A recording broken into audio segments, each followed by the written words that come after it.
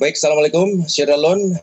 Senang sekali saat ini Anda sedang menyaksikan webinar bersama saya Niko Firza dengan tema waspada investasi bodong di tengah pandemi COVID-19.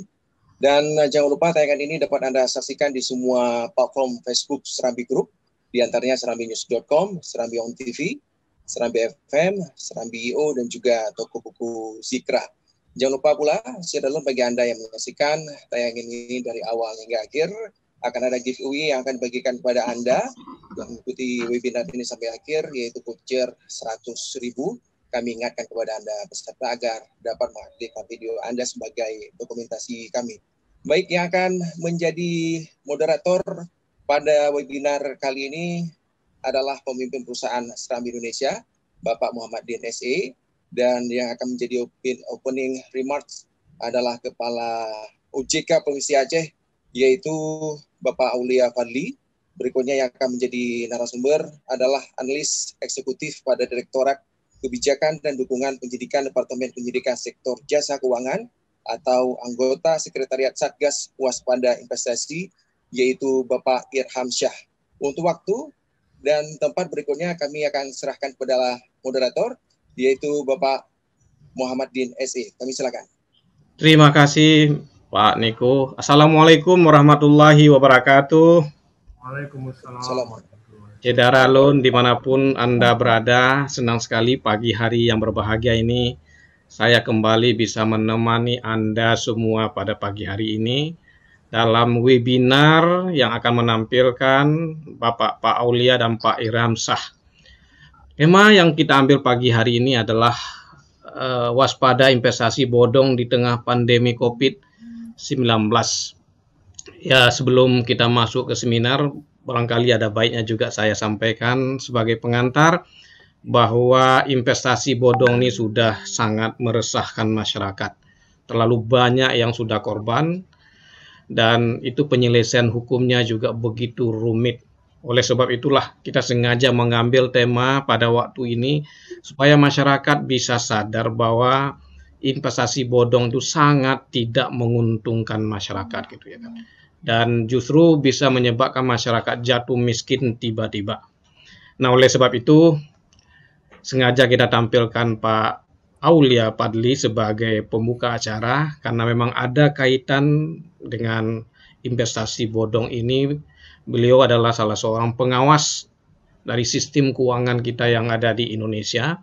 Kemudian juga Bapak Irham Syah nanti juga akan menyampaikan dengan kita semua apa saja yang harus dilakukan ketika menghadapi rayuan-rayuan masyarakat untuk berinvestasi secara bodong. Saya kira saya tidak memperpanjang waktu, kita langsung persilakan Pak Aulia. Tapi sebelumnya saya sapa dulu Pak Aulia Fadli. Apa kabar nih Pak Aulia? Baik Pak, Alhamdulillah Pak Din. Ya. Suara saya dapat jelas terdengar Bapak, Ibu. Suara saya bisa didengar secara baik Pak ya. Ya, senang sekali nih bisa ketemu. Ini hari ini kita ditonton secara direct di banyak platform kita Pak, di Facebook, kemudian juga di sosmed kita, dan secara direct ini ada kurang lebih 59 orang sudah bergabung dengan kita gitu. Nah, mereka ini sangat berharap apa nih yang bisa disampaikan oleh Pak Aulia pada pagi hari ini sehingga masyarakat bisa tersadar untuk menghindari investasi bodong ini. Baik Pak Aulia, kami persilakan waktunya. Silakan. Baik. Apa yang mau diambil Pak? Yang sama-sama kita hormati Ketua Satgas Waspada Investasi tingkat pusat Bapak Dr. Tongam Luman Tobing, SHLM, yang dalam hal ini diwakili oleh Bapak Irham Syah selaku analis eksekutif pada Direktorat Kebijakan dan Dukungan Penyidikan Departemen Penyidikan Sektor Jasa Keuangan OJK, dan sekaligus juga beliau ini Pak Irham Syah ini juga merupakan anggota Sekretariat Satgas Waspada Investasi tingkat pusat. Selamat datang Pak Irham Syah.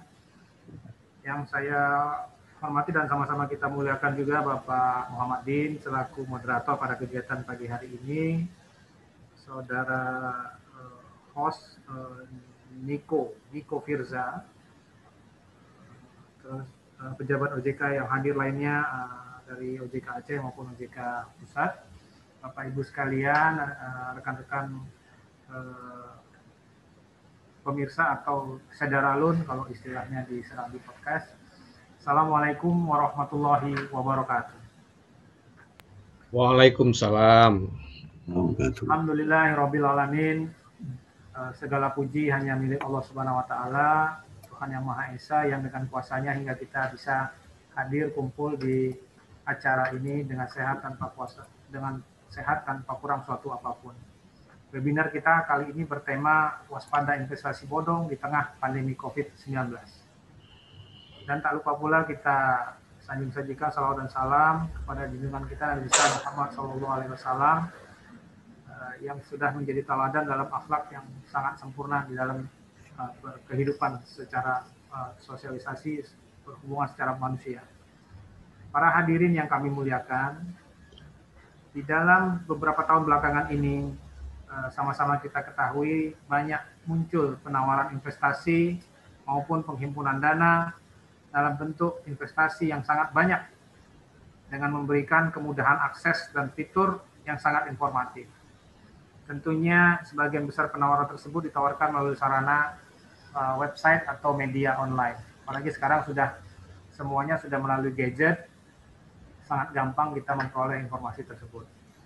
Kita sama-sama menyadari bahwa tidak sedikit penawaran yang di-publish tersebut menawarkan sesuatu yang memberikan manfaat yang terlalu menggiurkan, bahkan di luar kelaziman, terlalu menggiurkan sehingga di luar kelaziman. Nah, hal ini yang justru berpotensi menimbulkan efek kerugian kepada masyarakat. Salah satu langkah efektif untuk mencegah agar tidak terjerumus ke dalam penggunaan produk yang berpotensi merugikan tersebut, kita harus menumbuhkan kesadaran diri kita untuk lebih teliti dan berpikiran lebih realistis dalam merespon apabila diberikan penawaran oleh entitas yang bahkan secara legalitas tidak berada di bawah naungan atau pengawasan lembaga yang berwenang. Kegiatan menghimpun dana dari masyarakat yang berpotensi merugikan tersebut atau investasi ilegal juga banyak ditawarkan dengan modus menginformasikan bahwa kegiatan yang dilakukan atau produk yang ditawarkan telah mendapatkan izin dari OJK maupun otoritas berwenang yang lainnya dengan mencatut logo lembaga yang berwenang termasuk logo OJK sehingga seakan-akan entitas atau produk yang ditawarkan tersebut sudah memiliki izin dan legalitas secara resmi.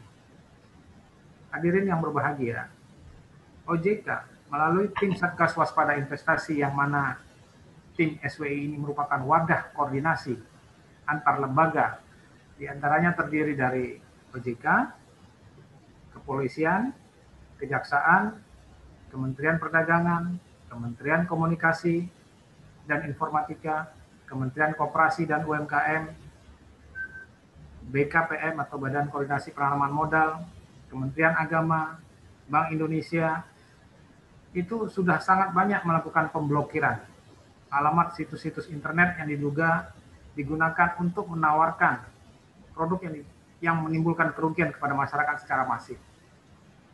Namun seperti kata pepatah, kalau di musim penghujan itu tumbuhnya bak jamur atau bak cendawan. Yeah. Bunuh satu, dimatikan satu, tumbuh seribu. Patah satu, tumbuh seribu. Yeah. Sehingga untuk menyikapi hal tersebut, sekali lagi, kami senantiasa menghimbau agar masyarakat, pertama, bisa memastikan badan hukum dari perusahaan tersebut yang menawarkan investasi, apakah sudah memiliki izin usaha dari otoritas yang berwenang, sesuai dengan kegiatan usaha yang dijalankannya. Kemudian kedua, mengenali manfaat, mengenali risiko, dan tahu, paham dan tentang syarat dan ketentuan produk investasi yang ditawarkan. Kemudian yang ketiga, apabila menemukan adanya penawaran investasi atau produk yang di luar kelaziman, agar segera melaporkan kepada pihak terkait yang tergabung dalam tim Satgas Waspada Investasi baik di pusat maupun di daerah, sesuai dengan tupoksi dan kewenangan. Selain itu, untuk mencegah terjadinya korban, mari bersama kita saling bahu-membahu mengedukasi masyarakat agar lebih waspada dan tidak mudah tergiur atas investasi yang menawarkan keuntungan yang tidak masuk akal.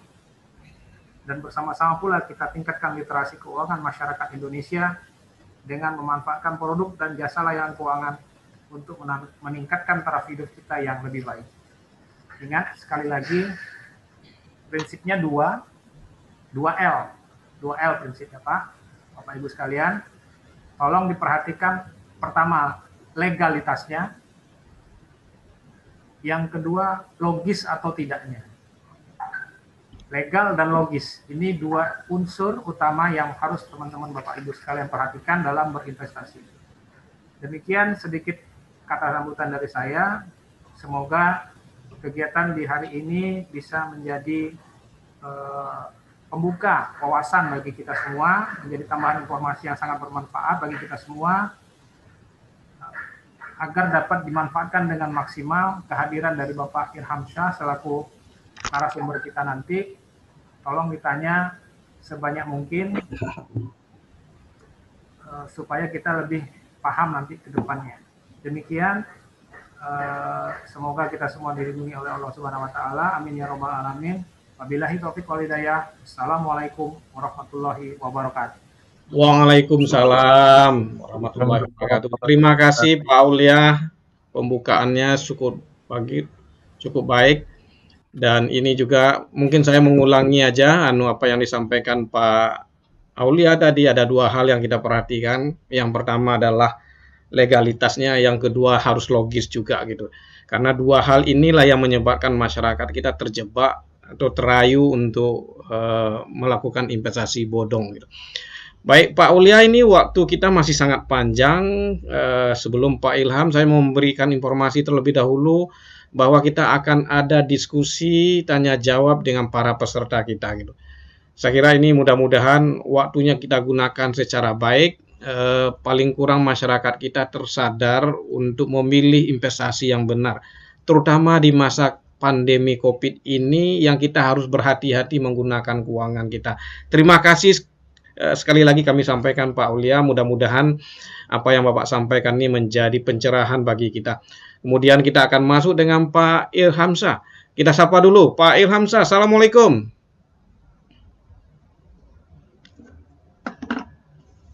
Pak Irhamsyah.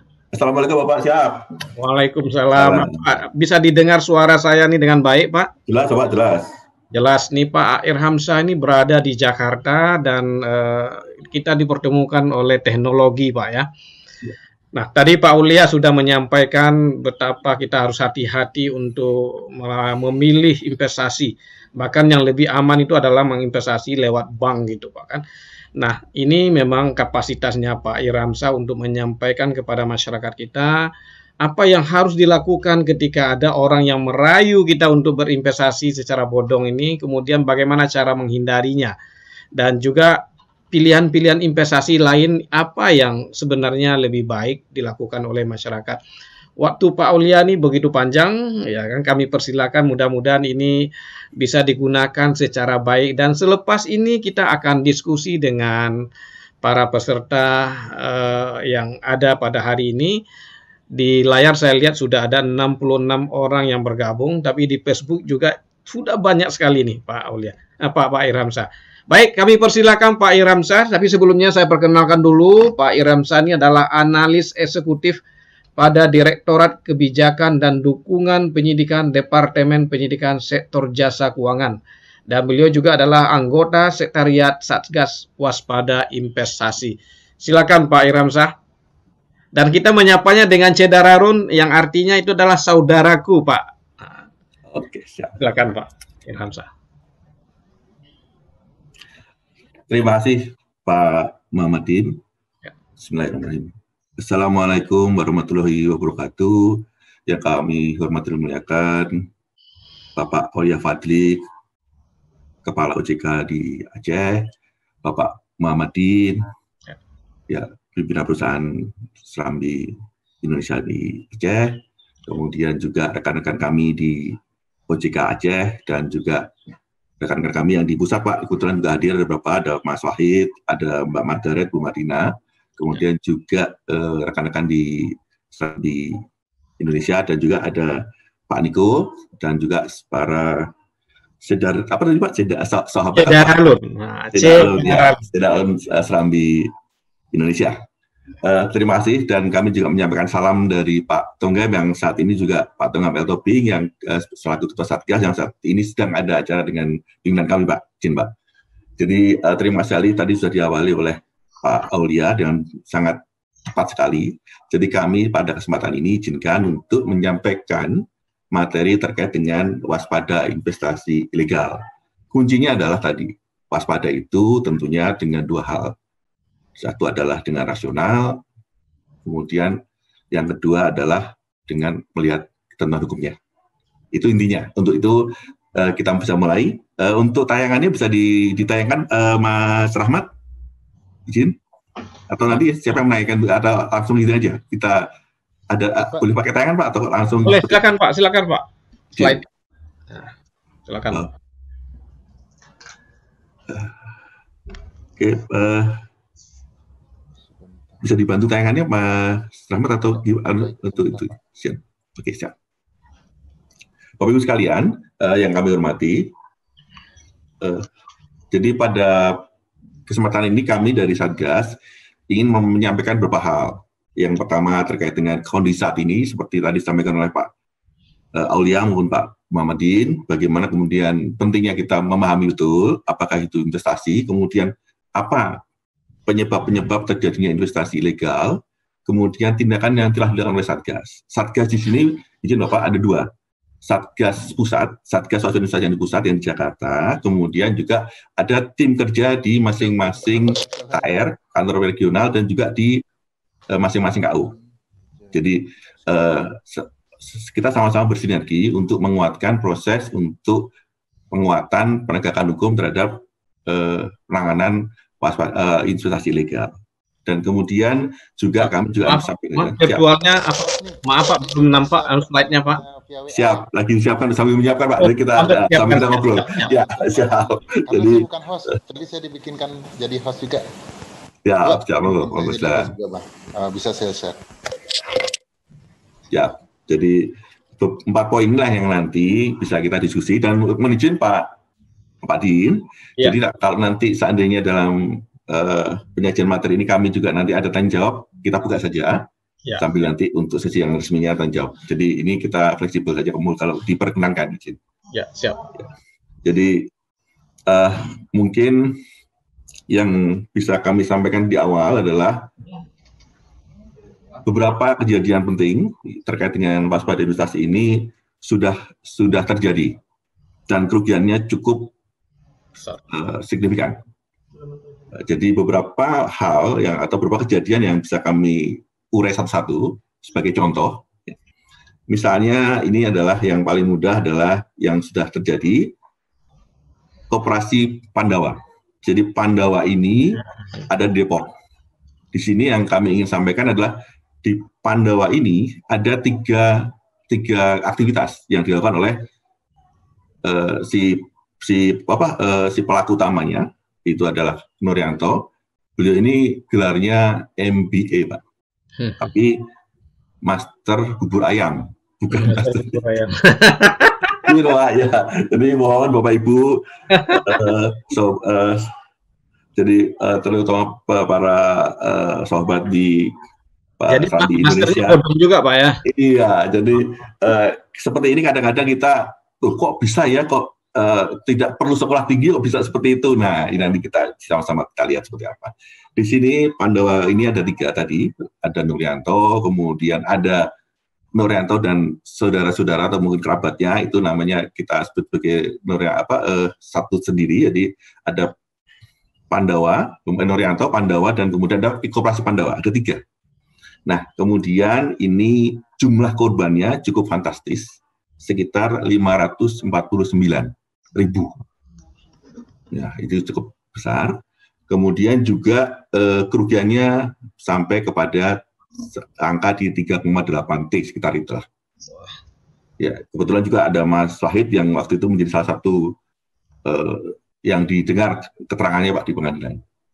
Nah, kemudian setelah diputus di PN Depok itu dengan putusan karena pelakunya banyak sehingga 7 sampai 15 tahun. Jadi tadi sebagai sekilas saja Pak, sebagai informasi, jadi mengapa kemudian proses penegakan hukum terhadap investasi legal itu menjadi sulit ataupun memakan waktu lama, karena tadi dengan 549.000 itu dengan sistem yang piramid tadi, kadang-kadang aparat penegak hukum juga perlu melakukan validitas.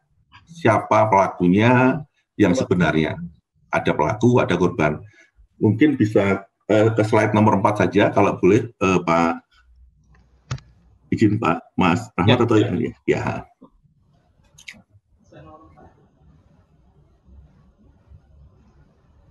Ya, siap. Ya, ini ya izin Bapak. Ya, ini kalau soalnya. Jadi di sini yang ingin kami sampaikan adalah tadi terkait dengan bagaimana kompleksitas proses penegakan hukum, karena di situ tadi siapa pelakunya.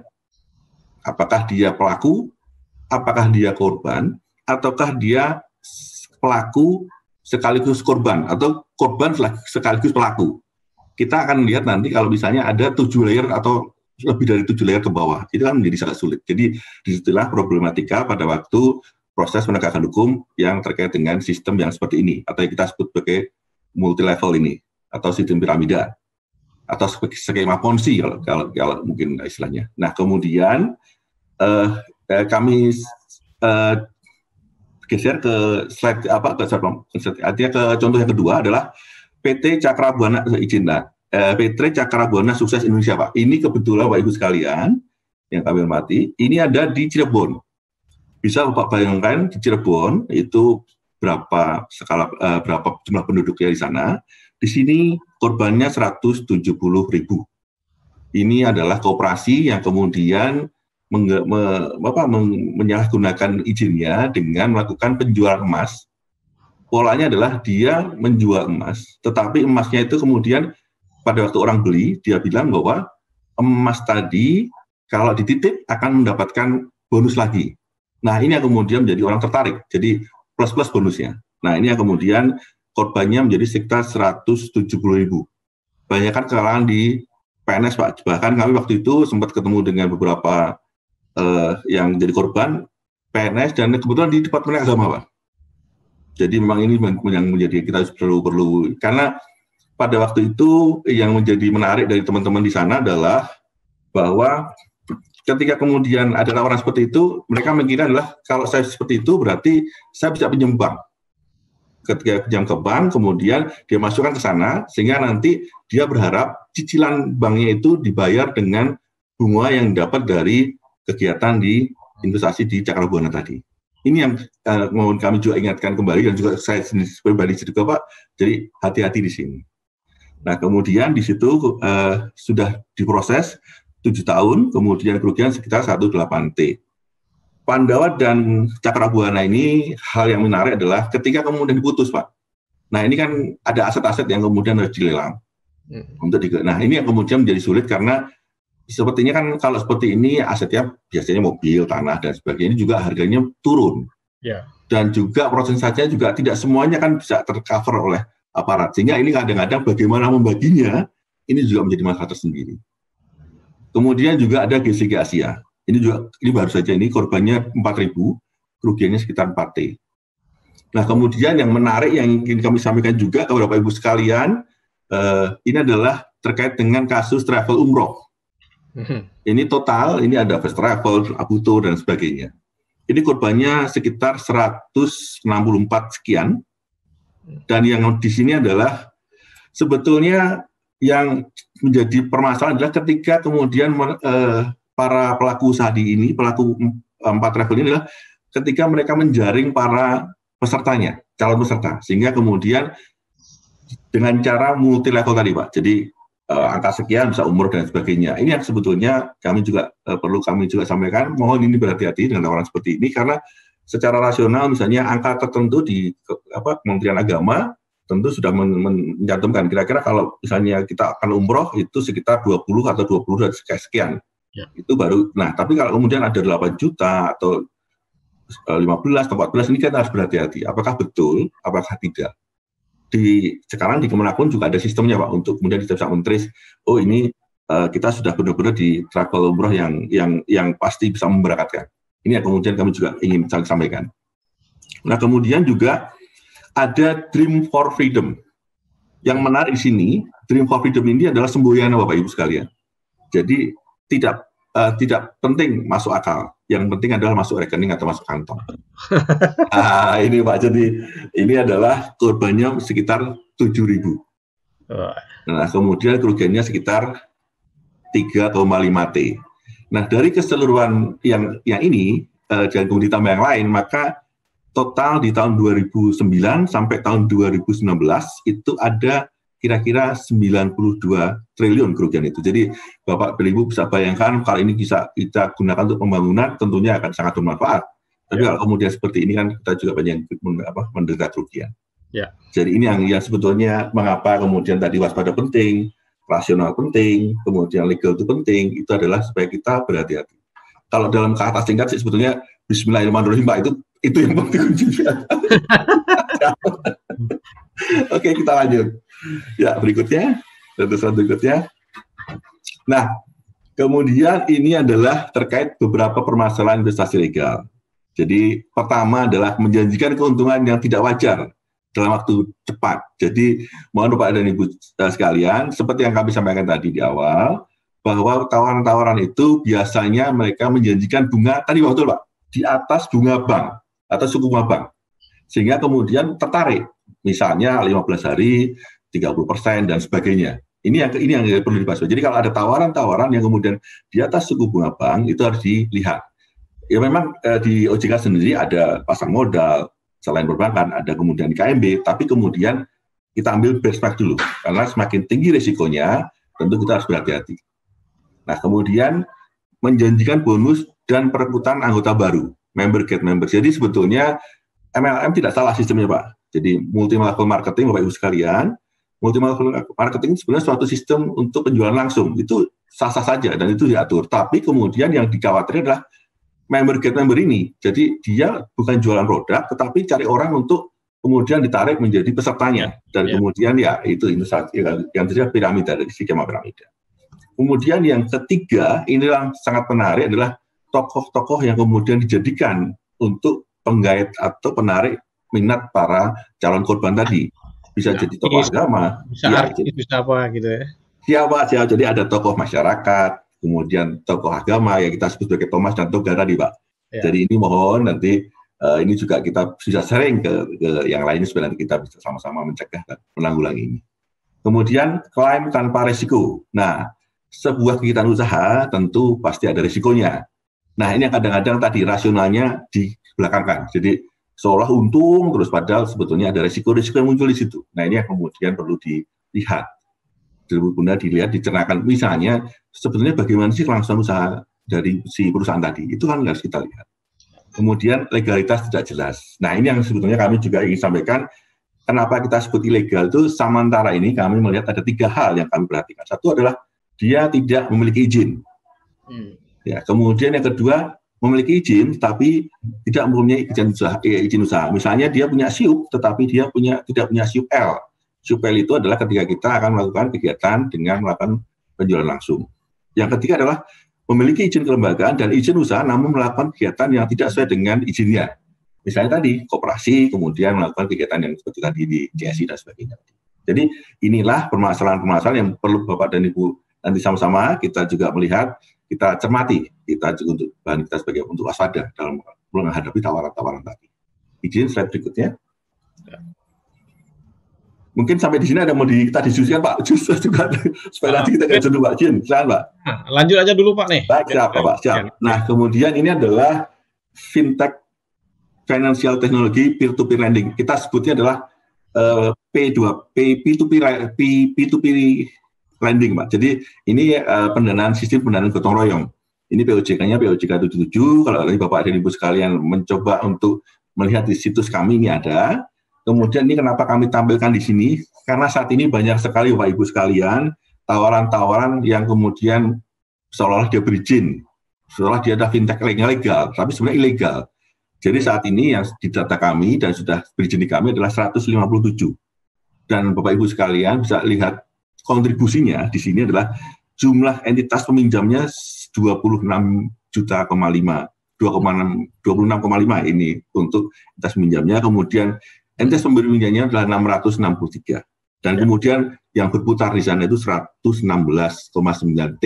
Jadi Bapak dan Ibu sekalian bisa membayangkan begitu banyak orang kemudian terkait di sini, dan tentunya ini dalam pengawasan OJK dan juga ada asosiasinya sekarang. Jadi kalau yang ini silahkan, tapi yang lain tolong nanti benar-benar diklarifikasi. Jangan sampai kemudian terjebak dalam investasi yang atau terjebak dalam fintech yang ilegal. Ya, silakan slide berikutnya. Nah, kemudian terkait dengan permasalahan fintech P2P lending yang ilegal. Jadi yang pertama adalah kadang-kadang mereka ataupun seringkali mereka mengatakan bahwa mereka berizin di OJK, padahal tidak terdaftar di OJK. Dan ini biasanya mereka pakai platformnya Google dan sebagainya. Kemudian izin Bapak, ya bunga pinjaman yang tidak jelas. Nah, ini yang fluktuatif. Padahal sebetulnya kalau nanti yang legal itu ada asosiasinya, dia bisa kemudian dilihat di situ range berapa. Kemudian alamat peminjaman tidak jelas dan berganti nama. Ini yang kemudian kami sampaikan. Kadang-kadang servernya tidak di Indonesia, Pak, Bapak Ibu sekalian. Jadi servernya ada di luar. Kemudian, nah ini yang kemudian kita harus berhati-hati. Kemudian media yang digunakan. Nah, tadi kami sampaikan ada Google dan sebagainya, atau SMS, WA dan sebagainya. Ini yang kami sebetulnya kami dari Satgas juga sudah koordinasi dengan Google. Namun kemudian Google juga karena sebagai konten yang kreatif, dia tidak akan menurunkan kalau tidak ada komplain. Makanya kemudian kita koordinasi kalau memang itu meresahkan masyarakat, baik dari SWI maupun dari Kominfo, itu kemudian bisa koordinasi dengan Google. Kemudian penyebaran data pribadi peminjam. Nah, ini yang kemudian Pak Ibu sekalian, mohon ini juga betul-betul dilihat, dicermati, karena kadang-kadang begitu klik. Nah, tadi Pak lupa baca bismillah tadi, Pak. Nah, ini repot ini. Kalau udah ada tawaran, apalagi kalau sekarang kan zamannya saat ini kan zamannya online semua kan Pak. Jadi nah, ini kadang-kadang anak SD pun sudah pegang HP. Nah, kalau kemudian tawaran gini klik, nah kemudian nggak bisa bermasalah, nah kemudian datanya bisa tersebar. Kemudian tata cara penagihan. Yang pertama adalah tidak hanya kepada peminjam, tetapi juga kepada nomor kontak yang di situ. Bisa keluarga, rekan kerja, atasan, dan sebagainya. Kemudian muncul ancaman dan kemudian penagihannya kadang-kadang juga belum batas waktu sudah ditagih. Jadi inilah yang kemudian kenapa kemudian peer-to-peer lending yang ilegal ini kita perwaspadai, karena beginilah permasalahan yang akan dihadapi nanti. Ya, silakan untuk slide berikutnya. Nah, ini ya beberapa yang sudah masuk ke pengaduan kami, Pak, Bapak Ibu sekalian. Ya Pak Dim, ini kebetulan yang kami temui, Pak. Jadi bisa Bapak bayangkan kalau ini kemudian WA seperti ini nyampe ke atasan, nyampe ke keluarga. Nah, ini kan tentunya cukup akan menjadikan kita kemudian secara psikologis tertekan. Keluarga juga, kerabat juga, tetangga bahkan dan sebagainya. Jadi ini adalah beberapa hal yang tentunya kita perlu hati-hati dalam menggunakan teknologi, dan khususnya dalam ketika kita mengupload ataupun mengikuti di kegiatan fintech yang ilegal tadi. Ya, lanjut slide berikutnya. Nah ini tadi permasalahannya sama dengan yang ada kami di awal tadi, Pak. Jadi kadang-kadang yang seperti ini kadang kita juga bingung juga.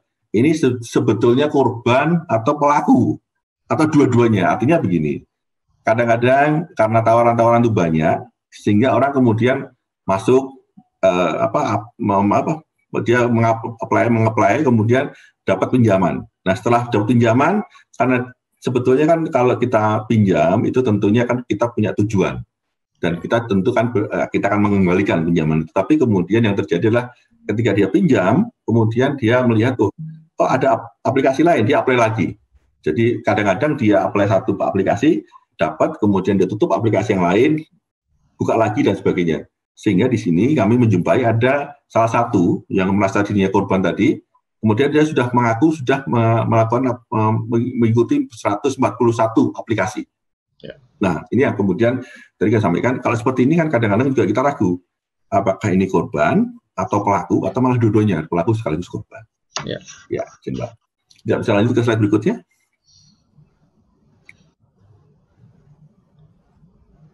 Ya, jadi kami sekarang kondisi tadi, sekarang inilah yang kira-kira menjadi penyebabnya. Ya, slide berikutnya. Ya, untuk slide. Nah, jadi seperti tadi kami mengingatkan kembali Bapak Ibu sekalian. Jadi kami juga kadang-kadang juga lupa. Jadi penyebab utamanya adalah masyarakat mudah tergiur bunga tinggi. Jadi ketika kemudian mereka ditawari penempatan dana, mereka kemudian mengatakan apa yang kami dapat. Kemudian yang ditawarkan adalah bunganya tinggi, lebih dari bunga bank. Bahkan tadi mungkin 15 hari bisa 15-30% dan sebagainya. Nah, padahal dalam investasi itu kan tadi kami sampaikan ada resiko yang semakin tinggi bunga yang ditawarkan, semakin tinggi juga resikonya. Ya. Nah, kemudian juga masyarakat belum paham investasi. Ini yang Bapak Ibu sekalian, kadang juga literasi menjadi penting. Jadi kami tadi saya sangat ini Pak Aulia tadi, Pak Aulia tadi, literasi itu penting karena dengan literasi itu kita menguatkan posisi para calon investor tadi untuk kemudian mempunyai kekuatan konsumen, punya bargain. Dia bisa memilih, oh ini loh, kenapa kok ini? Karena alasannya rasional, legal, dan dia paham itu. Jadi upaya-upaya itulah yang kita bangun bersama untuk kemudian bisa meningkatkan literasi di masyarakat. Kemudian juga pelaku menggunakan tokoh agama, tokoh masyarakat, dan selebriti. Nah ini yang kadang-kadang kita lupa. Kadang-kadang kalau udah ada seleb yang ikut. Ya itu yang kemudian ya kalau istilah sekarang kan selebnya endorse gitu. Nah, apalagi kalau tokoh agama, tokoh masyarakat ikut itu akan menjadi ini yang artis juga gitu. Ya, Bapak siap ini yang Bapak Ibu sekalian. Jadi ini yang perlu kita waspada bersama. Jadi supaya nanti kita ternyata seperti ini harus kita hati-hati. Nah, jadi ini juga kami sampaikan juga di sini selain ada yang tadi, yang ada juga di sini misalnya ada ingin sebenarnya ya ini misalnya ada namanya itu Pak janji pelunas hutang UN Susindo. Ini ada ini Cirebon, mungkin segaungnya sampai ke Aceh. Jadi ada sebuah entitas yang kemudian dia menawarkan bagi siapa yang menjadi anggotanya, dia akan dibantu dalam pelunasan hutang. Ini juga menyebar kemana-mana. Tapi kemudian pelaku sudah berhasil ditangani oleh pihak Barreskrim Polri, nah Pak Sino ini. Nah ini kemudian ya ini yang kita harus hati-hati. Jadi hal tawaran-tawaran bahwa dia punya sekian dana cadangan sampai 6,1 T dolar atau apa itu. Nah sebetulnya itu yang perlu menjadikan resah di masyarakat.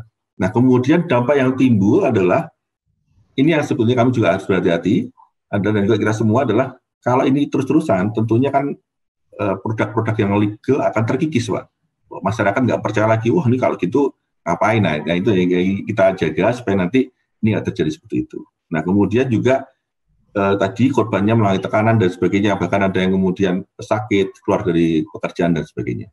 Dan tentunya kalau dalam jumlah besar ini juga akan mengganggu proses pembangunan. Jadi inilah kira-kira hal yang kami inventaris dari penyebab, kemudian kenapa penyebabnya kita penting, karena tadi kemudian dampaknya muncul seperti ini. Ya lanjut slide berikutnya.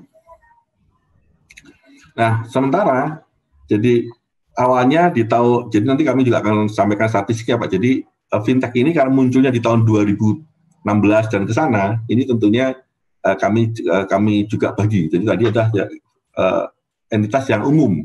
Ini adalah terkait yang menggunakan teknologi. Jadi penyebab utamanya adalah tadi masyarakat nasabah tidak ada uang. Artinya masyarakat yang membutuhkan dan pendanaan dari fintech tadi, financial technology itu, dia tidak mempunyai uang. Pinjam. Iya betul Pak. Jadi mereka meminjam. Mungkin mereka usaha dagangnya. Jadi sebenarnya usaha dagang untuk yang menengah ke bawah lah itu ya, karena usaha-usaha menengah ke bawah ini juga banyak Pak, dan itu juga produktif juga. Tapi ya, kalau salah tempat yang mungkin nanti kita aja ini yang perlu kita sampaikan juga. Kemudian kadang-kadang tidak dipikir secara matang, karena saya juga yakin Bapak Ibu sekalian di sini juga saat ini hampir semua di kita pasti pegang HP, baik Android dan sebagainya. Namun ada yang juga pegang satu atau lebih. Nah, ketika kemudian dia di situ, kadang-kadang kita juga nggak paham sistem HP-nya seperti apa. Kalau ada tawaran, klik, tiba-tiba kemudian kita semua data diminta. Betul Pak ya? Betul aja. Ya. Nah, betul. Jadi kemudian tidak dipikir secara matang. Kemudian yang ini juga penyakit. Ya saya juga Pak, jadi kalau kadang lupa bayar kalau sudah ada. Nah kemudian penghasilan nasabah tidak cukup. Nah ini yang sangat penting. Jadi faktor kesehatan keuangan ini penting. Kalau kita punya penghasilan sekian, kemudian berapa tabung, berapa untuk konsumsi dan sebagainya, itu kan kadang-kadang harus kita hitung dengan baik. Ya. Kemudian dari lubang tuh lubang yang tadi kami sampaikan, jadi dibuka satu, kemudian setelah dipakai dia lupa bayar, akhirnya buka lagi. Ya, kemudian terjadi. Kemudian apa yang timbul adalah pelaku kemudian menggunakan data pribadi tadi untuk menagih tadi, dia kemudian menyebar, men-share data-data itu ke pihak-pihak lain. Kemudian teror, intimidasi, pelecehan, dan terakhir adalah tentunya nasabah menjadi tertekan. Nah, ini yang sebetulnya sangat disayangkan sekali dengan kejadian seperti ini. Jadi, itulah kira-kira untuk yang penyebab-penyebab tadi, Pak. Kemudian tindakan yang telah dilakukan. Jadi Satgas Waspada Investasi, bisa lanjut ke slide berikutnya. Ya, jadi ini adalah awalnya, Pak, di sebelum tahun 2019, Satgas itu terdiri dari 7 lembaga, dan kemudian ditambah dengan 7 lembaga, kemudian ditambah ada lembaga-lembaga yang lain, kemudian bergabung, dan kami juga, karena ini penting, jadi yang pertama tadi sudah disampaikan Pak Aulia bahwa saat ini adalah OJK selaku koordinator. Jadi Satgas ini adalah satu forum koordinasi. Jadi ketua Satgas itu sekarang ada di OJK, Pak Tongam Tobing, tapi dalam hal ini fungsi sebagai koordinator dari lembaga instansi ini, Pak. Kemudian ada Bank Indonesia, kemudian Kementerian Perdagangan, kemudian Kominfo. Nah, mungkin kalau boleh kami jelaskan sedikit-sedikit, karena tadi kalau di OJK tentunya di pengawasan perbankan, pengawasan sektor jasa keuangan, kemudian di Bank Indonesia juga ada produk-produk terkait di situ, ada PayPal dan sebagainya, kemudian Kementerian Perdagangan RI itu terkait dengan misalnya MLM, Kominfo, misalnya aplikasi-aplikasi, Kemendagri, misalnya ada Ormas yang kemudian melakukan kegiatan-kegiatan, kemudian Kementerian Koperasi terkait dengan kegiatan yang di luar izin tadi, kemudian Kementerian Agama itu terkait dengan haji dan umroh, Kementerian Pendidikan dan Kementerian Riset ini sebenarnya sasarannya adalah membangun literasi tadi. Kemudian Kejaksaan RI adalah terkait dengan penegakan hukum, kemudian juga sama, kemudian BKPM, ini sama, ya. Kemudian yang terakhir adalah PPATK, Pak. Jadi kadang-kadang ini kami juga koordinasi karena untuk melihat bagaimana proses beredarnya aset-aset tadi di para pelaku tadi, Pak. Jadi ini ya, kemudian Satgas Waspada Investasi, jadi ini forum koordinasi 13 kementerian lembaga. Kemudian tugasnya 2, jadi OJK saat ini yang kami adalah tentunya adalah sebagai ketua Satgas, Pak. Kemudian ada juga sekretariat, Pak. Jadi sekretariat ini juga mencoba untuk mencoba untuk mengkoordinir lah, jadi di OJK sendiri karena fungsi koordinasi, jadi kami mengkompilasi apa-apa yang ada di dalam pengaduan yang ada.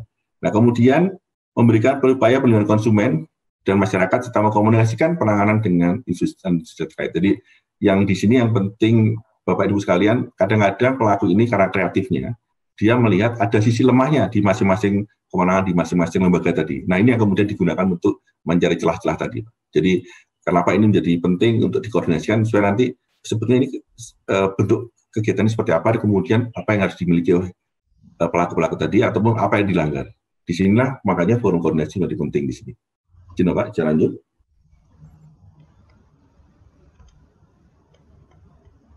Ya, jadi sesuai dengan tadi, Pak. Tapi kalau mau Pak, monggo Pak, kalau ada mau kita diskusikan, jadi lanjut dulu, Pak. Baik, siap. Habis Bapak nanti langsung kita diskusi, Pak. Baik, siap. Terima kasih, Pak. Jadi terkait dengan tugas Satgas, ini kami secara tupoksi ada 2, yaitu pencegahan dan penanganan.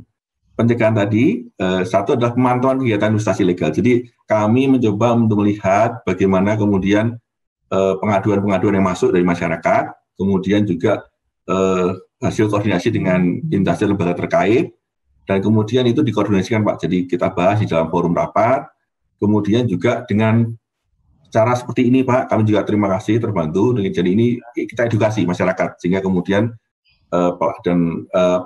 sehingga memahami dan kemudian juga literasinya bisa meningkat. Nah, kemudian penanganan yang pertama adalah menangani investasi legal ini sebenarnya banyak jatuh korban. Jadi kalau misalnya nanti kita melihat ada identitas, ini kayaknya kok nanti akan bisa potensi menimbulkan korban, maka kemudian itu dilakukan rilis, Pak. Jadi semacam siaran pers, dihimbau agar masyarakat berhati-hati. Dan kita minta juga Intas tadi untuk tidak melanjutkan kegiatannya. Dan kemudian kalau memang nanti itu terkait dengan penggunaan aplikasi, maka kami juga koordinasi dengan Kominfo untuk minta diblokir. Nanti akan tadi. Tapi yang tadi Pak tetap disampaikan oleh Pak Aulia tadi, kadang-kadang susahnya itu kan aplikasi-aplikasi ini kita blokir pagi, sore muncul. Sore kita blokir, pagi besoknya muncul. Ya kalau itu yang kadang-kadang menjadi salah satu tantangan di dalam proses penegakan hukum ataupun proses pencegahan terkait dengan investasi legal menggunakan teknologi. Nah, kemudian adalah menyampaikan laporan informasi, Pak. Kalau memang ini ada unsur mengganggu ketertiban masyarakat, maka ini juga dilaporan informasi kepada Barreskrim. Beberapa sudah ditindaklanjuti oleh Barreskrim Polri, Pak. Ya, inilah dua tupoksi yang penting, adalah pencegahan dan penanganan. Bisa lanjut? Nah, kemudian karena dengan tupoksi tadi, maka strategi utama atau grand strateginya adalah dua. Nah, ini Bapak dan Ibu sekalian, mungkin gambar ini sekilas, kalau boleh kami jelaskan sedikit, adalah yang di atas itu kita pernah bikin krisis center, Pak. Krisis center terkait dengan korban dari first travel. Jadi waktu itu ada sekitar 32.000 korban yang kemudian dibuka krisis center di Barreskrim Polri. Waktu itu masih di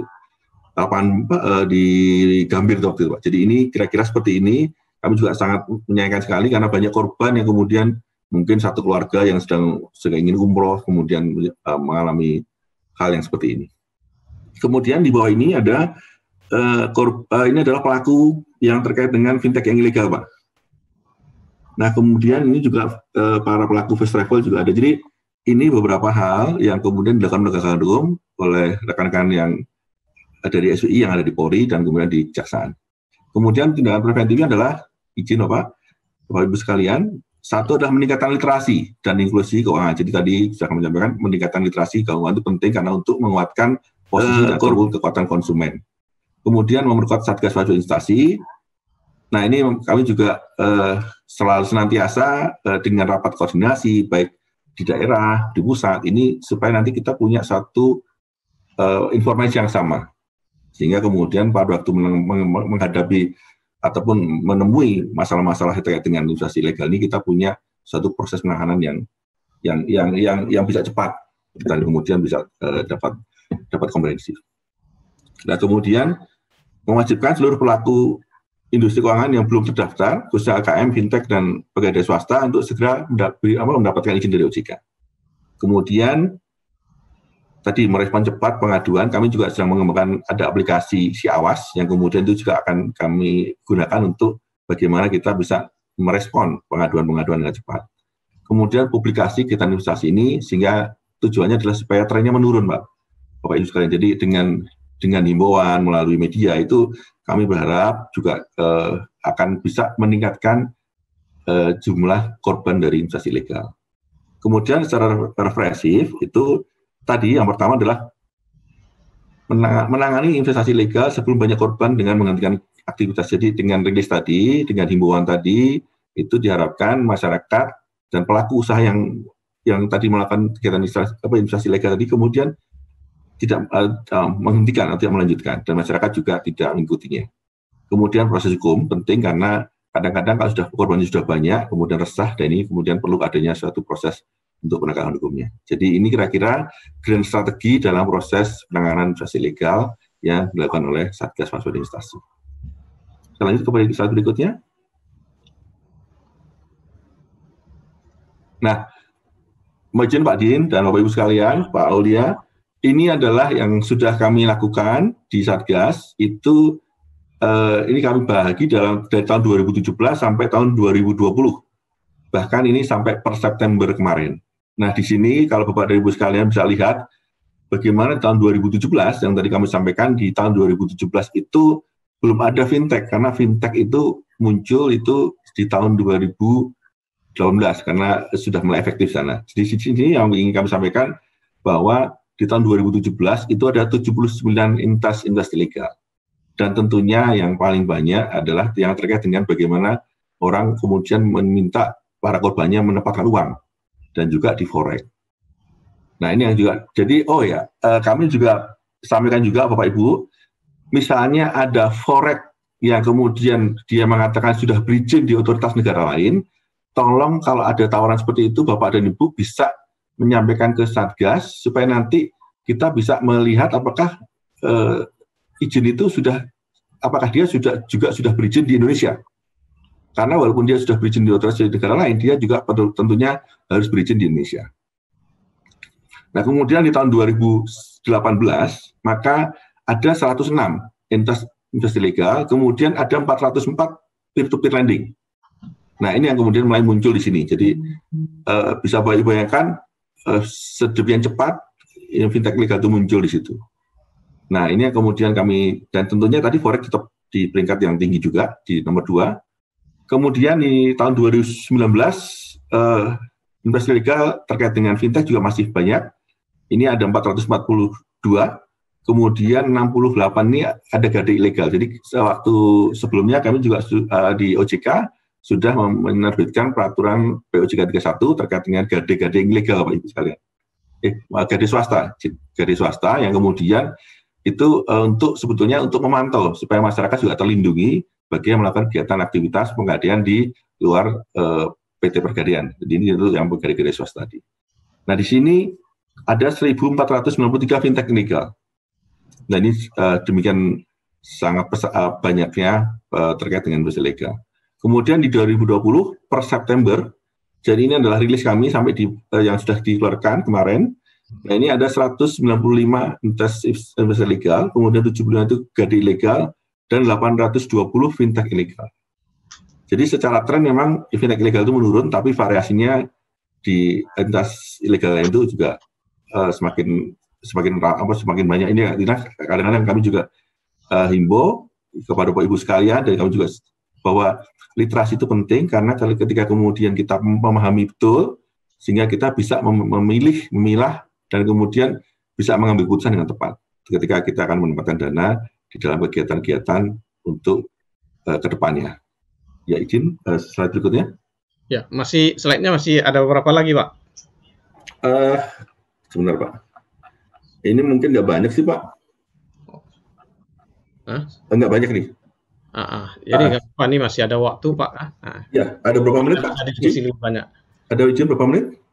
Ada waktu tambahan sekitar 7 menit lagi, Pak. Nih. Coba kita cepat ya. Jadi kita cepat aja, Pak. Jadi terima kasih, Bapak. Terima kasih diingatkan. Jadi ini adalah terkait dengan tadi penjelasan lebih rincinya tadi beberapa fintech yang kemudian perkembangannya, dan kemudian tadi, Pak, sesuai dengan topik tadi adalah begitu ada COVID, maka kemudian trennya di fintech legal itu menurun, tapi yang lain juga naik. Ya, lanjut slide berikutnya. Nah, ini yang tadi kami sampaikan, Pak. Jadi adalah mengapa fintech legal ini perlu kita cermati betul, karena servernya ada di luar. Bapak dan Ibu sekalian bisa lihat bahwa dari situ server-servernya kebanyakan di luar, tidak di Indonesia. Ini yang bagaimana mengontrolnya menjadi sultan sendiri. Ya, lanjut slide berikutnya. Ya, ini sama dengan yang kami sampaikan. Ini kompleksitasnya karena banyak yang kemudian tawaran, kemudian juga permintaan juga banyak, dan tadi kebutuhan akan pendanaan, ini yang kemudian banyak sekali menimbulkan korban-korban di fintech yang ilegal tadi, ataupun investasi ilegal. Dan tadi kami kembali bahwa ada dua L yang perlu kita sikapi dengan baik, tadi legal dan logis. Ini yang penting. Ya, lanjut slide berikutnya.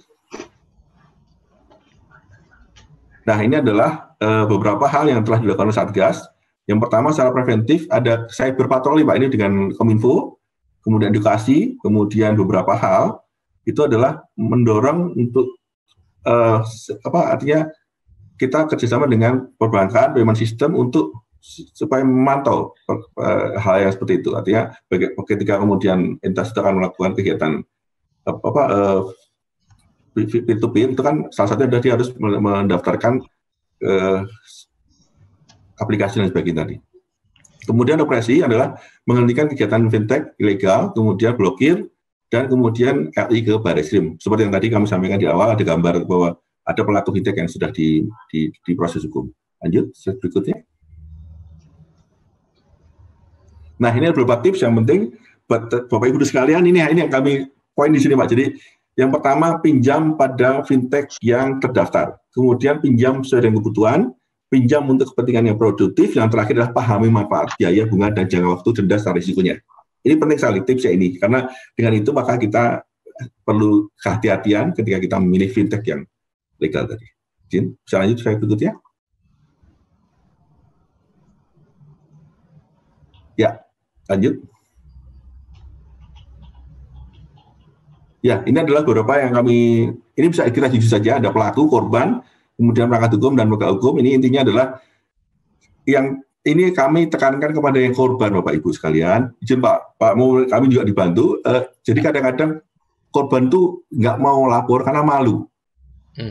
Nah, ini jadi faktor ini. Jadi kalau jadi korban, silahkan lapor. Nanti coba kami akan baik ke kami ataupun ke aparat penegak hukum supaya nanti bisa dilakukan proses yang proporsional terhadap proses terhadap kerugian maupun kejadian itu. Ya. Jadi kira-kira itu terkait dengan apa yang sudah kami sampaikan. Dan terakhir di slide kami adalah ada beberapa saluran yang bisa dikontak, terutama yang 157 atau mungkin Satgas email Satgas pada investasi. Dan ini bisa dihubungi kalau memang nanti ada hal perlu ditanyakan, atau mungkin bisa konsultasi dengan rekan-rekan di OJK di Aceh. Demikian Bapak Ibu sekalian, Pak Din, Pak Aulia, apa yang bisa kami sampaikan mungkin bisa kita diskusikan, dan mohon maaf jika ada salah kata maupun salah perbuatan. Dan terakhir, wabillahi taufiq wal hidayah. Wassalamualaikum warahmatullahi wabarakatuh. Terima kasih. Kami kembalikan ke Pak Din. Pak Rehan, terima kasih. Kami mendapat informasi yang begitu luas dan sangat dalam tentang investasi bodong ini, apa penyebabnya, bagaimana kita mengatasinya, lalu juga betapa besar korban yang terjadi akibat dari investasi bodong ini. Ini pertanyaan-pertanyaan sudah banyak yang masuk nih Pak. Siap Pak, ya. Mungkin kita coba jawab Pak, nanti secara interaktif. Mungkin juga kalau Pak Aulia masih bergabung dengan kita, nanti ada pertanyaan-pertanyaan yang kita tujukan juga ke Pak Aulia. Tapi sebelum saya sampaikan pertanyaan dari Cedaralun dimanapun mereka berada, ada satu pertanyaan saya Pak. Tadi itu korbannya selama nilai rupiahnya selama 10 tahun itu hampir 100 triliun Pak. Dengan ratusan ribu orang yang korban gitu ya kan. Ini yang tercatat Pak kan. Nah, kira-kira yang tidak tercatat jangan-jangan lebih besar lagi, Pak. Apakah ada informasi prediksi di luar yang udah kita dapatkan datanya 90 triliun lebih dengan 500.000 orang? Nah, yang tidak resmi, yang tidak terdata, tidak tercover sama kita tuh apa bisa jangan-jangan bisa lebih besar, Pak ya? Silakan Pak Irham nih, sebelum para cedera kita yang untuk mengajukan pertanyaan itu. Mohon izin Pak Aulia. Ya. Terima kasih Pak Muhammadin dan para saudara kita semuanya. Sebetulnya tadi yang faktor kami tadi kenapa yang kita sampaikan 99 tadi kemungkinan ada Pak, kemungkinan ada karena tadi problemnya adalah banyak korban yang kemudian malu untuk melapor. Nah ini kan kalau kita gunung es itu kan kadang-kadang gunung esnya di situ Pak. Jadi kadang-kadang karena dia merasa yang ngajak itu saudaranya, atau teman dan kerabat, ini kadang-kadang mereka tidak mau menyampaikan itu. Nah kalau misalnya katakanlah yang kenanya di bawah 1 sampai 5 juta itu kadang-kadang mereka nah itu kalau itu dikumulasi kan jadi banyak itu yang kemudian menjadi problem tersendiri. Jangan-jangan lebih besar dari yang tercatat dengan kita nggak Pak? Kemungkinan ada, cuman tadi Pak artinya faktor untuk kemudian menyampaikan secara terbuka kemudian bisa ditangani dengan baik itu kadang-kadang diawali kan dengan informasi yang terbuka oleh para korban tadi. Oke. Baik Pak, ini kan ada masing-masing daerah, tapi biasanya masyarakat Aceh ingin tahu kira-kira di Aceh juga besar yang korban investasi bodong nih Pak. Mungkin Pak Aulia juga bisa memberikan informasi dengan kita nih Pak.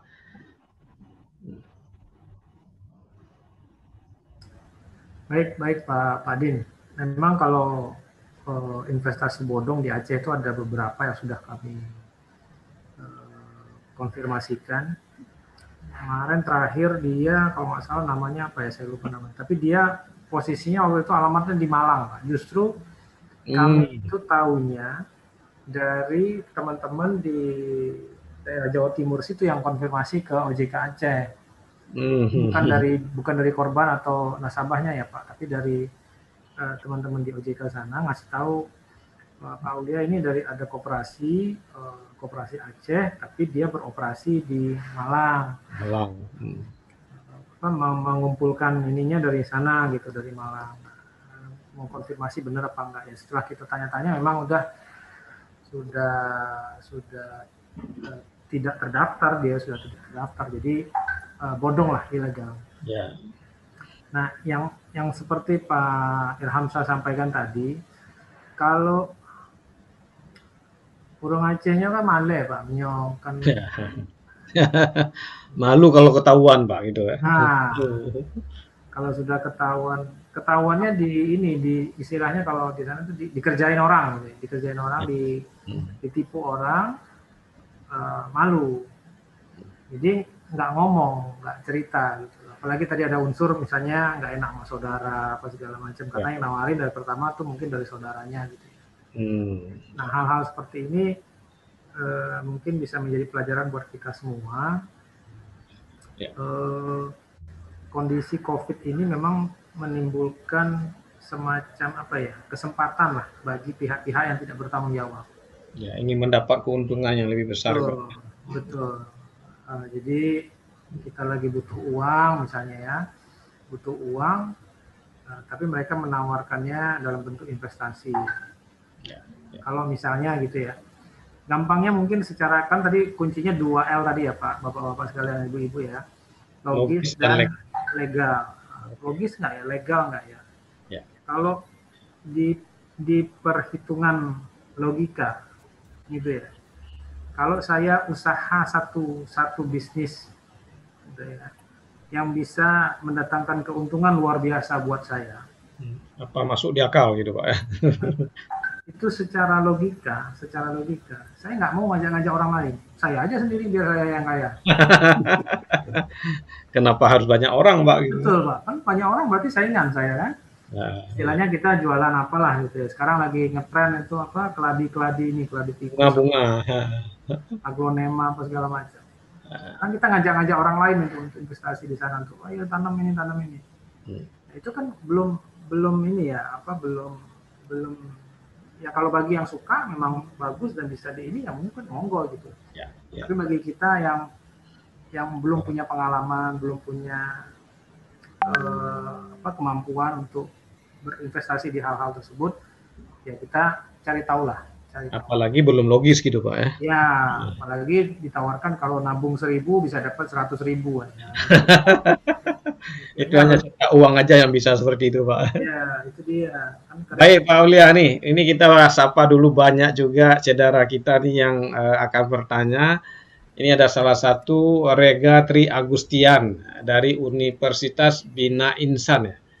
Jadi pertanyaannya, bagaimana peran Bank Indonesia dan OJK dalam memberantas yang namanya fintech ilegal maupun penawaran kredit yang via SMS ataupun investasi ilegal seperti Ali Mama jadi Junior. Itu kira-kira pertanyaan Pak yang pertama. Yang kedua, mengenai pasca pandemi, resesi yang sebentar lagi melanda, pertumbuhan ekonomi yang menurun.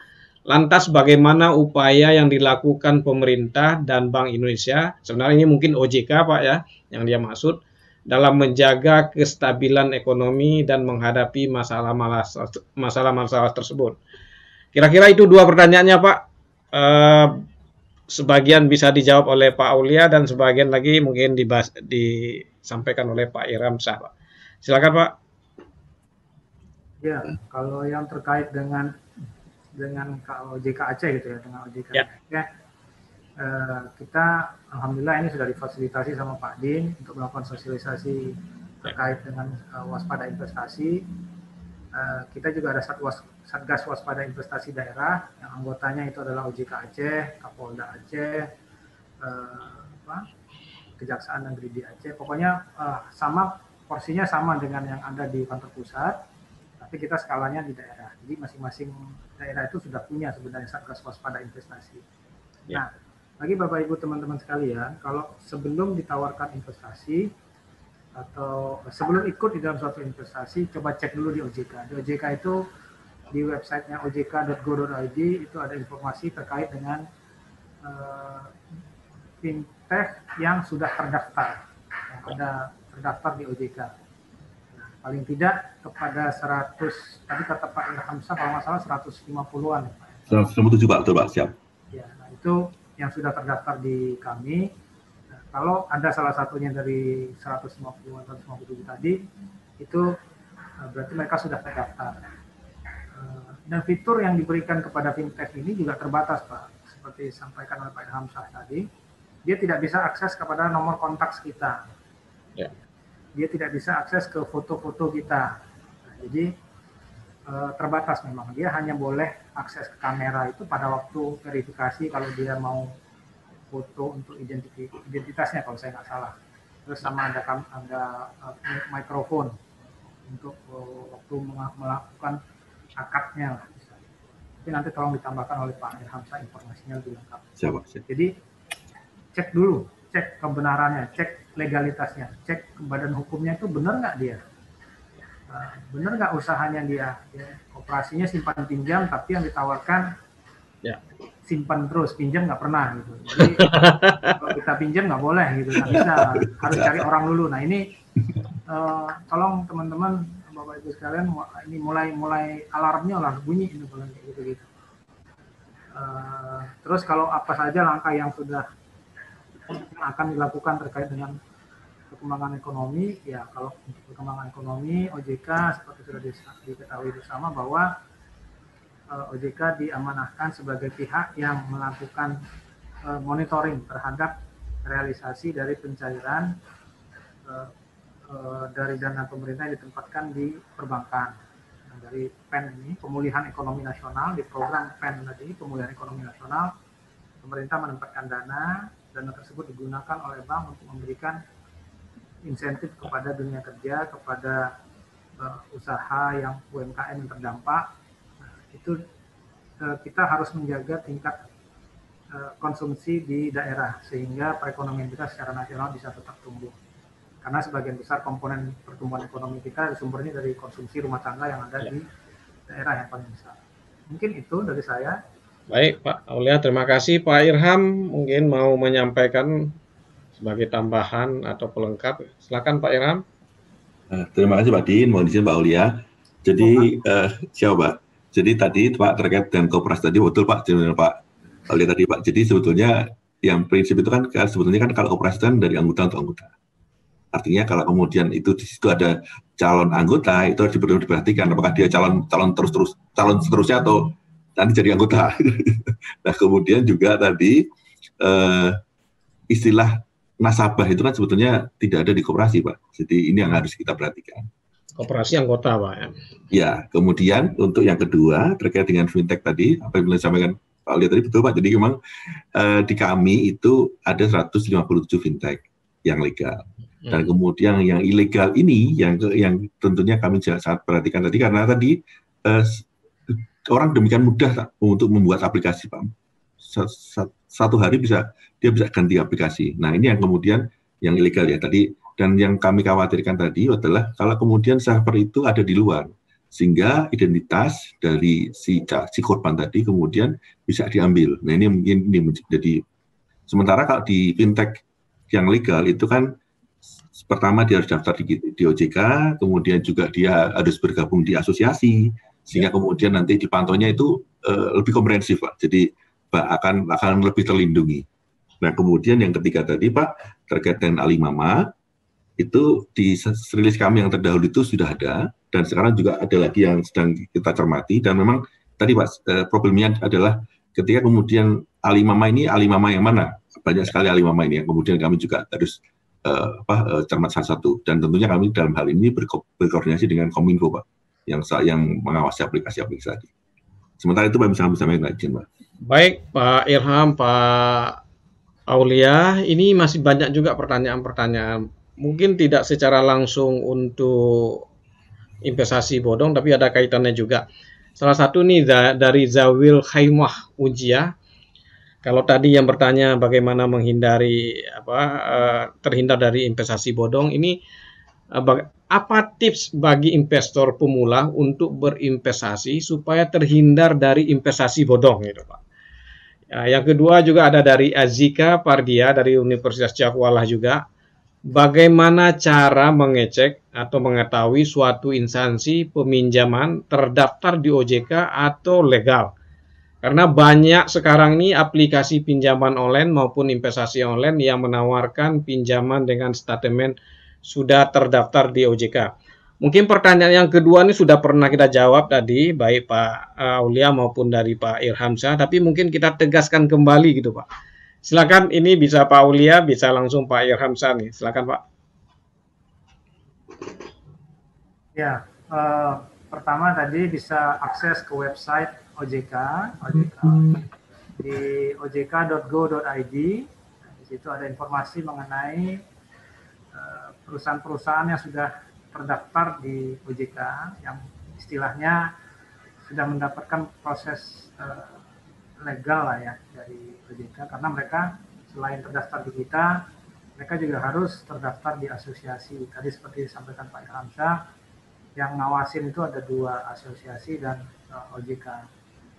Yang kedua, Bapak Ibu sekalian bisa menghubungi OJK di 157, di call centernya 157.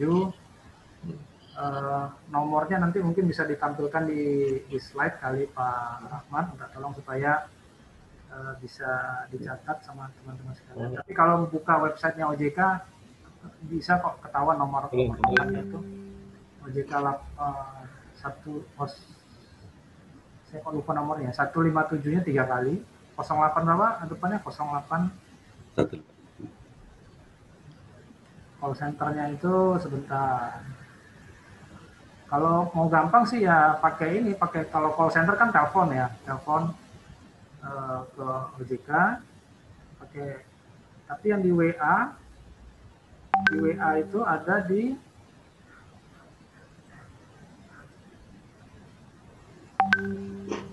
nomornya berapa Pak? 08157 157 Pak. Nah, 08157 157 157. Siapa? Nah, jadi bisa langsung di WA ke situ, insya Allah langsung dijawab. Ada yang standby untuk menjawab concernnya Bapak Ibu sekalian terkait apapun informasinya tentang lembaga jasa keuangan. Mungkin itu nanti bisa tolong dikonfirmasi oleh Pak Irhamsyah. Monggo Pak Irham. Ya, monggo Pak Irham, silakan. Terima kasih Pak Adli.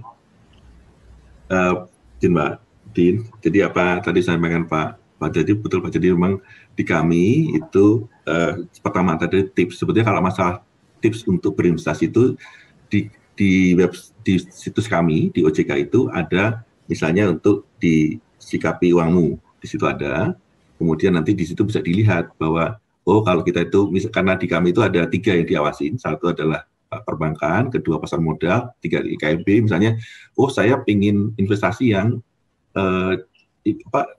returnnya tinggi, kita bisa ambil di perdagangan saham. Yang agak sedang reksadana, atau kemudian deposito dan tabungan. Dan kemudian kalau misalnya saya mau lihat masuk ke fintech, dilihat yang fintech yang legal, sehingga kemudian jelas di situ berapa yang didapat oleh si pemberi dana. Jadi kan di situ kalau namanya fintech itu kan ada pemberi dana, ada si fasilitatornya, dan kemudian ada si penerima dana. Nah ini yang kemudian menjadi hal yang bisa kalau memang tadi kurang jelas, nanti bisa konsul ke teman-teman di OJK di Aceh Pak. Jadi itu kira-kira tipsnya. Kemudian yang tadi Pak terkait dengan beberapa hal yang bisa dilihat tadi, betul Pak. Jadi kalau di kami mungkin kalau yang ilegal tadi itu nanti Bapak dan Ibu sekalian mohon nanti bisa juga email ke kami, ke Satgas Waspada Investasi, nanti juga akan kami respon. Kebetulan ada teman-teman kami ada di sini Pak, ada Bu Marlina, Mas Wahid, kemudian ada juga Mbak Margaret. Nanti akan bisa menerima kira-kira apa yang perlu disampaikan oleh teman-teman di sekretariat Pak. Baik, terima kasih Pak Ilham. Kita masih punya waktu kurang lebih 15 menit dari sekarang untuk berdiskusi. Nanti mungkin ada closing statement dari Pak dari Pak Aulia Fadli, kemudian dari Pak Ilham juga. Tapi sebelumnya nih ada beberapa pertanyaan juga lagi nih, Pak. Ini memang sebenarnya soal hukum ya, soal polisi dengan kejaksaan, tapi ada baiknya juga kita sampaikan di sini. Kira-kira kalau ini ada dari Muhammad Riza, ya, mahasiswa Fakultas Ekonomi Universitas Serambi Mekah, mengajukan pertanyaan, kira-kira apa hukuman yang didapatkan atau yang diperoleh oleh pelaku investasi bodong ini? Ini perlu juga supaya jangan ada yang berminat melakukan investasi bodong juga nih, Pak Irham nih. Meskipun ini sebenarnya porsi dari kejaksaan atau porsi dari kepolisian, tapi kita tahu ada beberapa kesempatan sudah pernah dihukum gitu ya. Silakan Pak Irham. Izin Pak, mau izin Pak Fadli, kami jawabnya mau ditambahkan kalau ada yang gini, coba. Ya, terima kasih. Jadi Pak Din, jadi tentunya kalau kita bicara aspek penegakan hukum, apalagi yang pidana, tentu kan kita melihat pasal-pasal yang mengaturnya, pasal-pasal yang ada sanksi pidananya. Di sini maka yang kita lihat adalah apakah perbuatan itu sudah memenuhi unsurnya, unsur-unsur pasal. Misalnya kalau apakah dia melakukan pengumpulan dana atau dia melakukan skema piramida yang kemudian diatur di Undang-Undang Perdagangan. Nah, disitulah kemudian ada range-nya, ada range ancaman sanksi pidananya. Tentunya di situ itu yang kami koordinasikan dengan teman-teman baik di kejaksaan maupun di kepolisian untuk mereka bisa menyusun berkas yang kemudian bisa menyusun unsur itu, sehingga pelakunya akan mendapatkan hukuman yang kemudian setimpal atau setara dengan apa yang sudah dilakukan. Jadi apakah kemudian bagaimana? Ini seperti yang sudah kami sampaikan di awal tadi.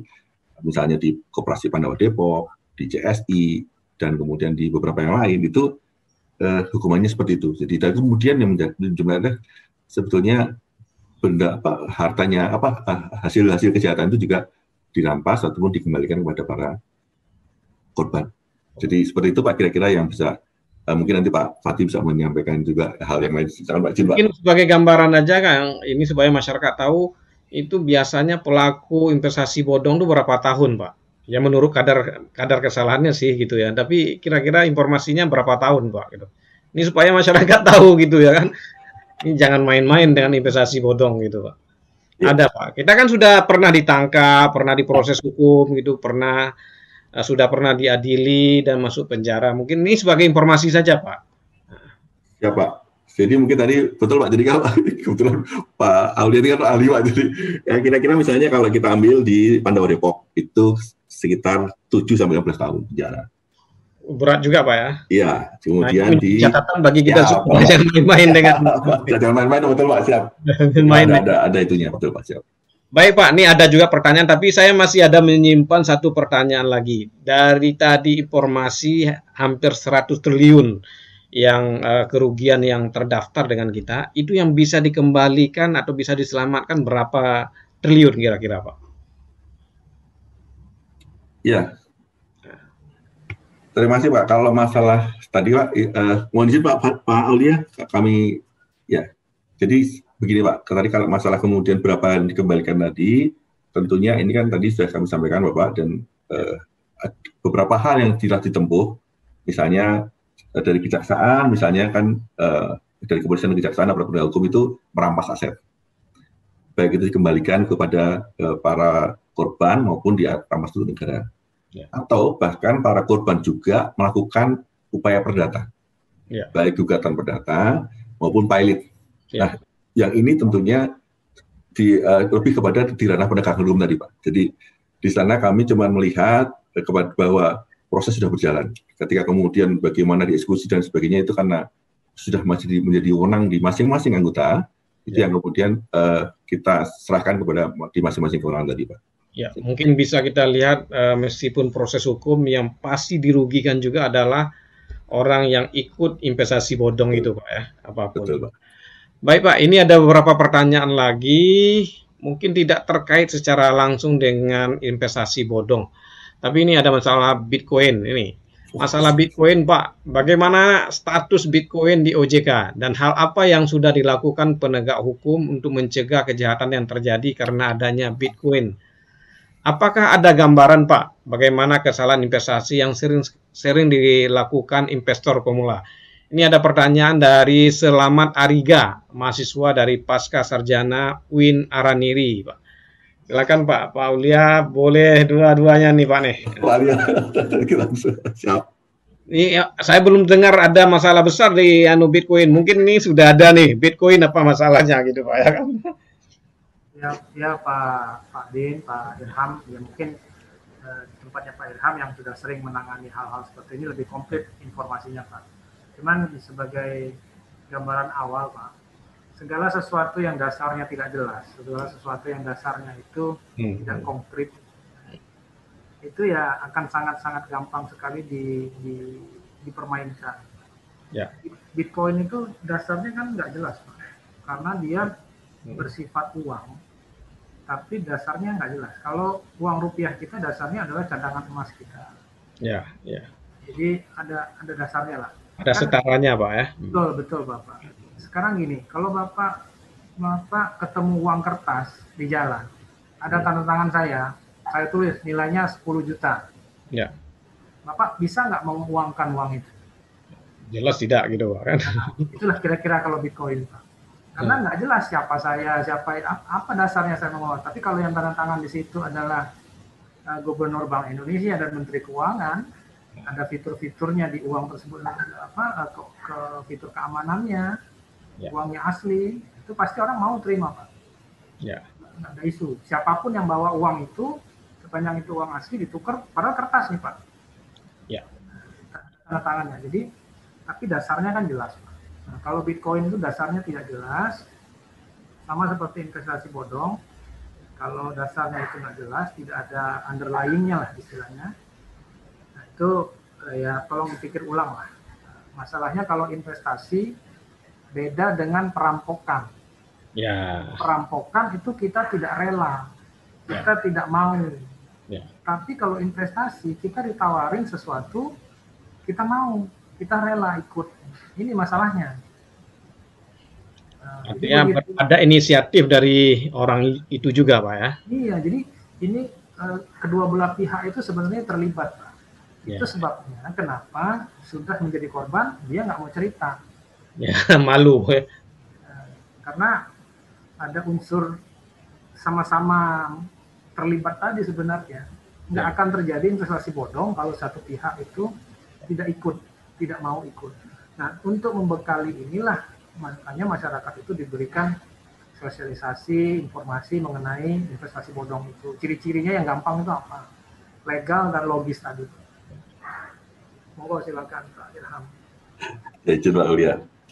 Jadi Pak Din, apa yang disampaikan Pak Aulia tadi, saya sangat ini Pak. Jadi memang betul Bapak. Jadi memang kalau terkait dengan kripto, sebetulnya itu kan Bitcoin itu adalah kripto. Nah, kripto itu ada dua Pak. Satu adalah cryptocurrency dan crypto aset. Nah, cryptocurrency tadi larinya adalah itu sistem mata uang. Dan tentunya kita juga udah punya undang-undang itu kan.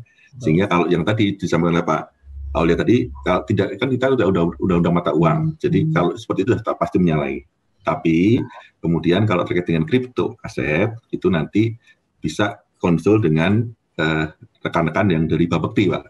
Ya. Mereka sedang mengatur itu. Jadi kalau memang terkait dengan Bitcoin tadi, yang saya khawatir adalah ini yang sebetulnya kami khawatirkan Pak, karena kebetulan kami juga pernah diminta keterangan sebagai di Bareskrim adalah yang namanya Bitcoin itu yang mana?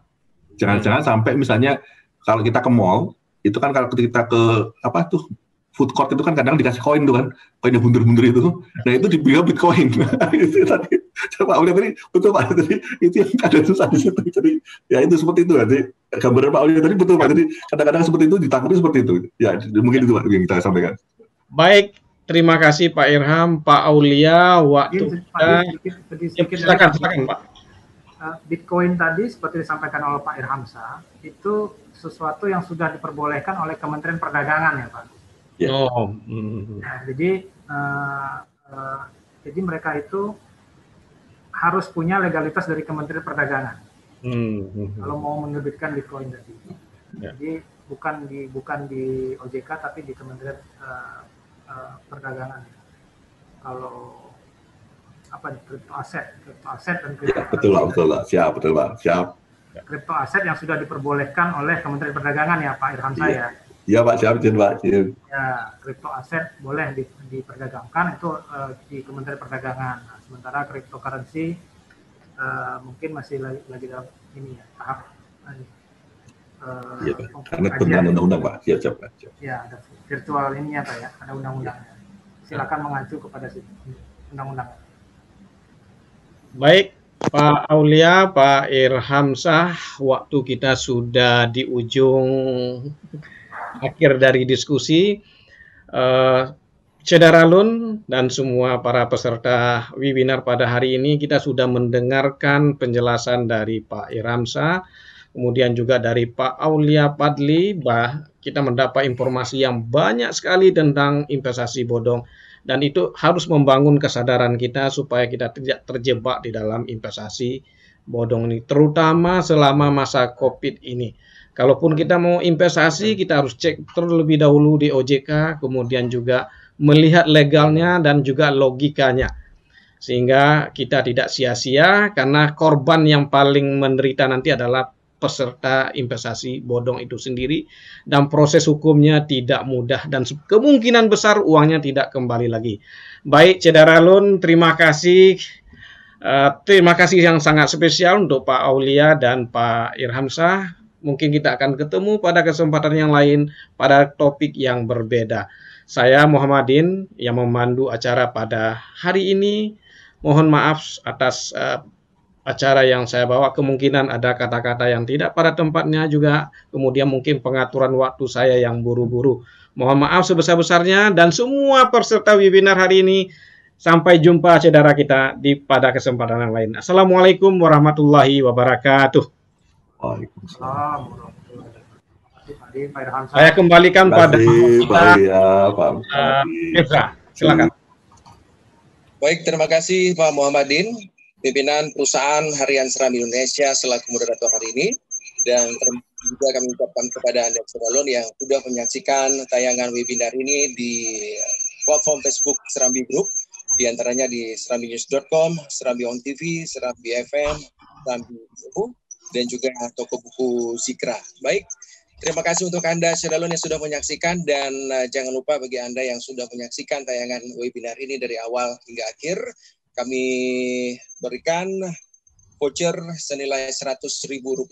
Tapi sebelumnya kami mintakan kepada Anda Cedaralun untuk bisa mengaktifkan video yang ada di tayangan Anda sebagai dokumentasi kami, dan kami berikan waktu kepada Anda. Silakan.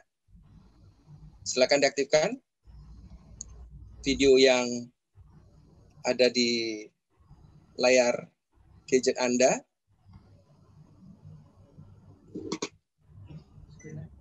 Baik, sudah?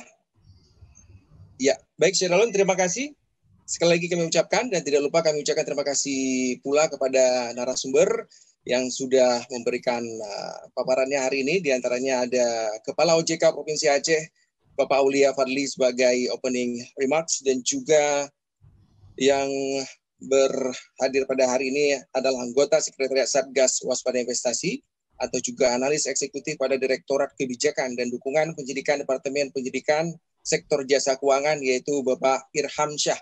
Dan jangan lupa Cedaralun, bagi Anda yang ingin berinvestasi, dua unsur investasi yang perlu Anda ingat, yaitu 2L seperti yang diutarakan oleh Bapak Aulia Fadli tadi.